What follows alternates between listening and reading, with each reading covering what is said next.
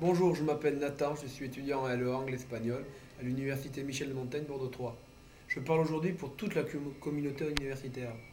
Nous, étudiants, enseignants, personnel biatos, sommes en lutte maintenant depuis de nombreux mois. Malgré le ressentiment de centaines de milliers d'étudiants dans toute la France, malgré la colère dans toutes les universités de France, le gouvernement est resté aveugle et sourd à toutes nos revendications. Le mouvement à travers la France a pris divers aspects, se traduisant par des manifestations, des blocages purs et durs des établissements du supérieur, ainsi que par des actions coup de poing. À Bordeaux 3, le mouvement conjoint des étudiants et des enseignants s'est montré résolument souple. La fac n'ayant jamais été bloquée, le comité ouvert aux négociations. Malgré cela, rien n'a changé. Les ministres continuent leur travail de sape contre l'éducation publique dans son ensemble. Les maternelles, les collèges, les lycées, les IUT, les universités sont tous menacés. Ces attaques s'inscrivent dans une logique de casse des services publics. Dans toute l'Europe, les mêmes politiques, les mêmes conséquences et la même surdité de nos dirigeants.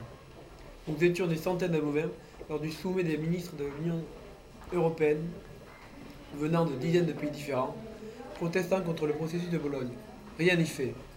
Pour marquer notre désarroi, notre incompréhension face à un tel déni de démocratie, j'ai rejoint dans leur lutte nos camarades de Toulon et je suis entré à mon tour en grève de la faim illimitée. Je ne céderai pas tant que nos revendications ne seront pas satisfaites. Je réclame, me faisant le porte-voix de la communauté universitaire, l'abrogation de la LRU. J'ai débuté la grève le lundi 25 mai 2009 à 00h00 et je l'avais annoncé lors de l'AG de 12h30 de Bordeaux 3 le lundi 25. Cependant, j'ai constaté amèrement que ma parole avait été déformée par les médias. Voilà pourquoi je tiens de nouveau ce discours. Nous ne nous battons pas pour sortir la tête haute du conflit, et je ne me bats pas non plus pour une gloire éphémère et dérisoire. Et je suis conscient des enjeux, des risques d'une telle grève, et j'affirme être prêt à les encourir. En détruisant l'éducation publique, c'est ces étudiants que le gouvernement tue, comme ma grève le fera à petit feu. Je ne suis pas désespéré, je suis un fils, un frère, un ami aimant et aimé, et j'aime l'université, cosmopolite, laïque et ouverte à tous. Je réitère notre volonté de voir la LRU être abrogée, et les attaques contre la maternelle, les collèges, les lycées, les IUT arrêtées.